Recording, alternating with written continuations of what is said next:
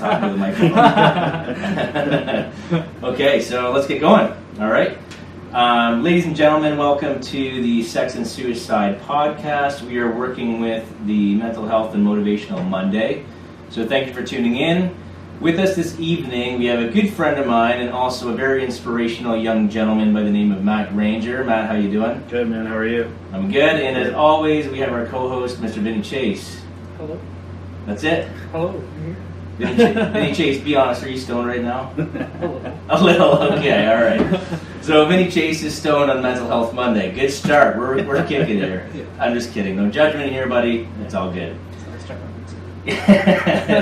So, Matt, how you doing, big guy? Good, man. How are you? Good. It's been a while since I've seen you. Yeah, no kidding. Yeah. So what brings you here today? I'm here to talk about some stuff with you, Sean. We got like lots of stuff, man. We There's do. so much stuff. We do. And just to be clear, Vinni Chase doesn't know your story, right? From when you were, and I want to start off by sort of introducing everyone to how much volunteer sort of work you've done in the past and how that came to be. I know it was a while ago, but I don't think enough people know about just how much you've accomplished. And I know you don't like to talk about it because you're a pretty humble guy, but it's a very inspirational tale and something that you did at a really young age, which not a lot of kids your age were even thinking about. They were too self-absorbed at the time to be doing what you were doing. So, why don't you tell me what got you going and how you sort of started your volunteer work?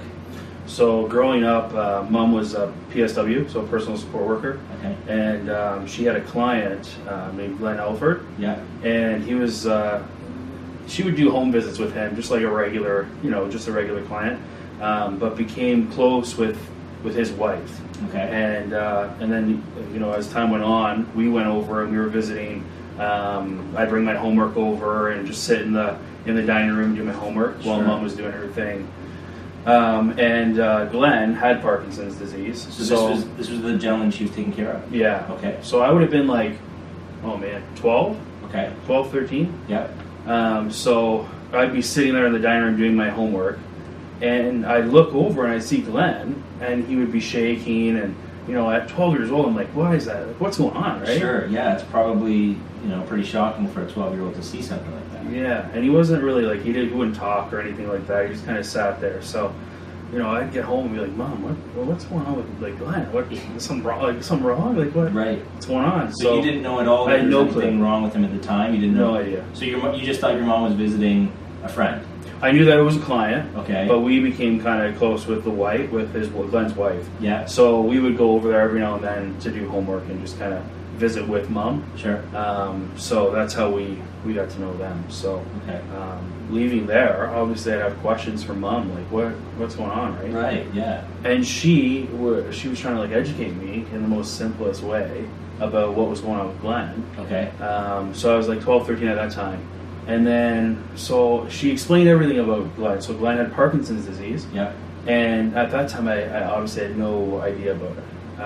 Right. And I was like, I had an upcoming school project that I had to do. Yeah. And I was like, this is perfect. I'm going to dive in here and just kind of see, what Parkinson's is all about. And it kind of took off from there, man. Yeah. I just went from there. So what is it that when you did the Parkinson's project, this was around the age of 12? Mm-hmm. Okay, so what happened between doing that project and sort of the traumatic event that you experienced that led to your volunteer work? So obviously during my making the project, I was doing some research. Sure. And at that point, nobody really was making Parkinson's, a big deal. Right. It wasn't talked about much. Okay. There was a lot of cancer and multiple sclerosis and stuff like that. The big walks, like Terry Fox Run and stuff like that. Did Michael J. Fox have it at that time? Was that known, or? Yeah, he would have had it, but it would have been behind the curtains a little bit. Yeah, sure. It would have been coming out. He wasn't. Yeah. Okay. He wasn't very public about it at that point. Right. Okay. So anyways, during my research, I found out more about it, and I was like, this is kind of interesting, and people should know about this, right? Yeah. So after my project, I was like, I feel like I need to do something.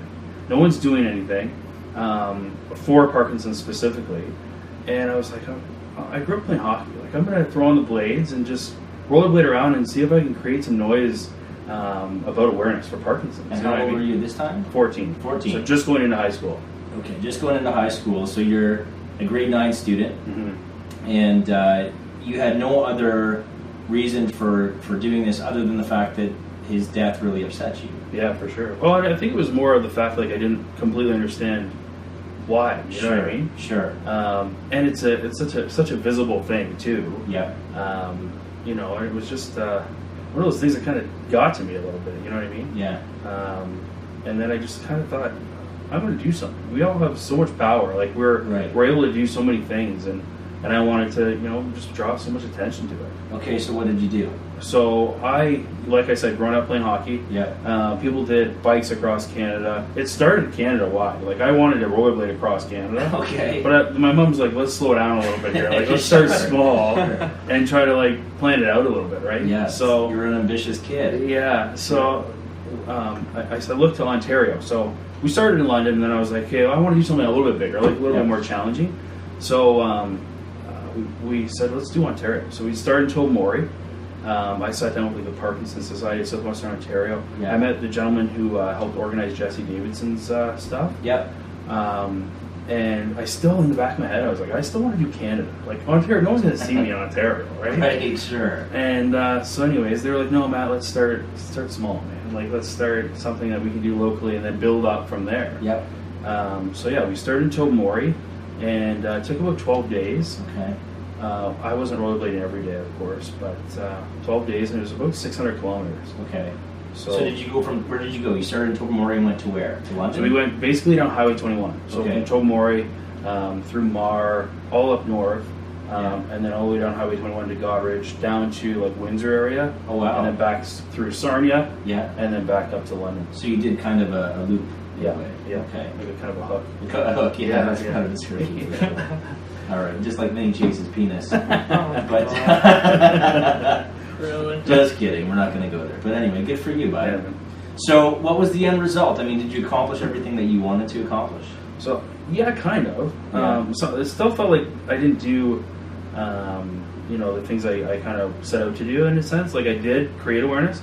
And the crazy thing is, like back then, there was no like Twitter and social media, right? Sure. So literally, you mean you didn't have these following? No, like there's no such thing, man. It's crazy. It Yeah. seems like not too long ago, but it's long enough, right? But Yeah. we went to CAA to plan out like a road map, and they printed us off like a road map, and that's how we traveled. Yeah. It's crazy. So how did you end up generating publicity and the noise that you created? I assume it was picked up by the news. It was, yeah. And like a lot of that was from me. Like I would just pick up the phone and call anybody. Sure. I called Enterprise Daily Rental. They gave us a car for the trip. I called like every radio station.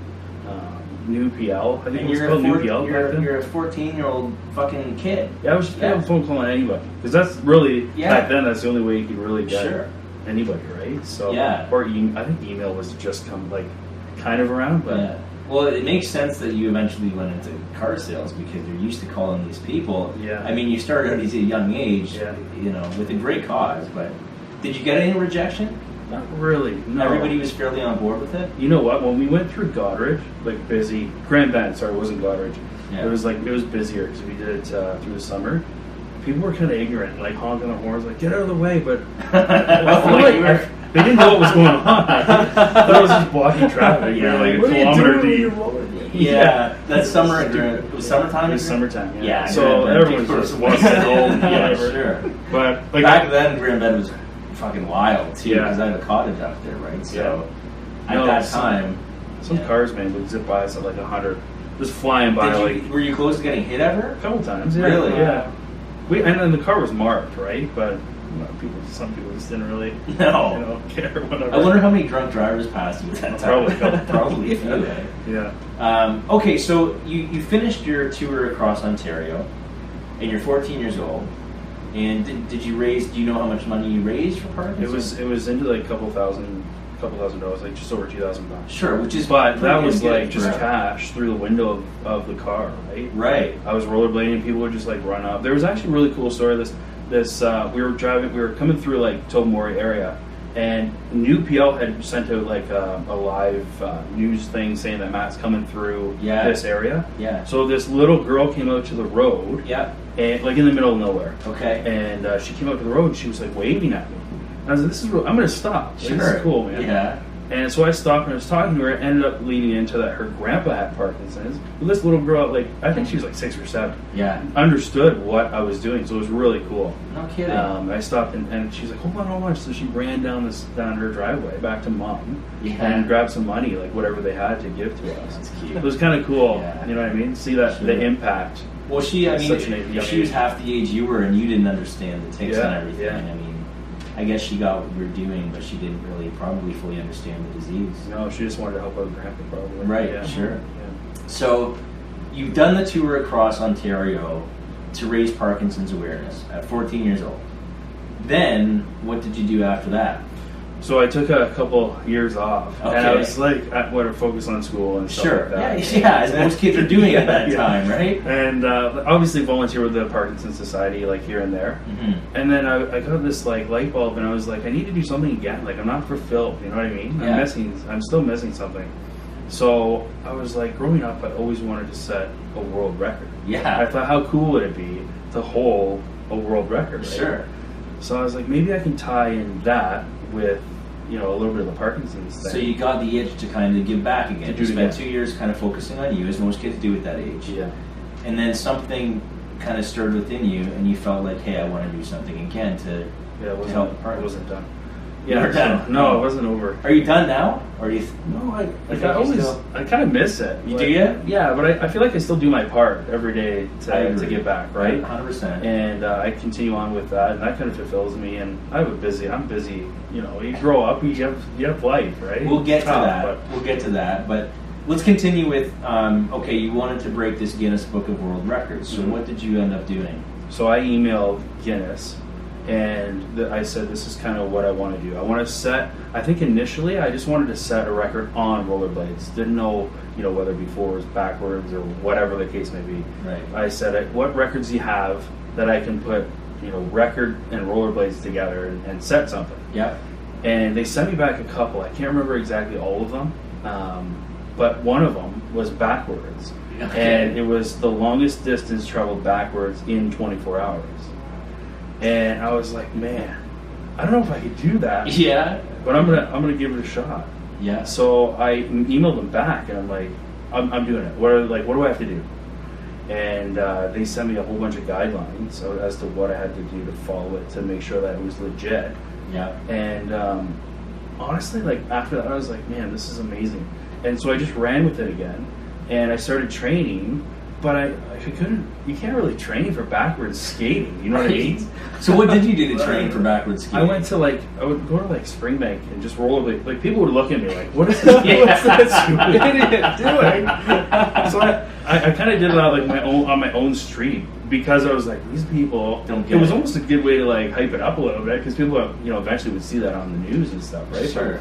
But I was rollerblading backwards, and this guy's looking at me like, what is this guy doing? Right. But anyways, so so I had to do it. I had to do 200 kilometers within 24 hours. 200 kilometers in 24 hours, skating backwards. Yeah. So where did you do this whole? I mean, obviously you couldn't do a ton of prep work for it. You didn't really know how to train for it. So tell me what that day was like. What time did you start at, and where did you do this? So it was at Delaware Speedway. Yeah. Because I was thinking of doing it on the street, but it wouldn't be safe at all. You know what I mean? No, probably like potholes and stuff all over the place. I take a spill hard. Yeah, you'd smack your head a few times, I'm sure. So I was like, growing up, we would always go out to Delaware Speedway and watch races and stuff. So I was like, I'm going to contact these guys and tell them what I'm doing. Yeah. And they were like, yeah, come out. We'll give you the key to the track, and you just kind of do your thing. They were really good. And, so we started at 12 o'clock in the afternoon. So you started around noon? Yeah. And you started, so that was the starting point of 24 hours. So you're going from noon to midnight back to noon again. Yeah.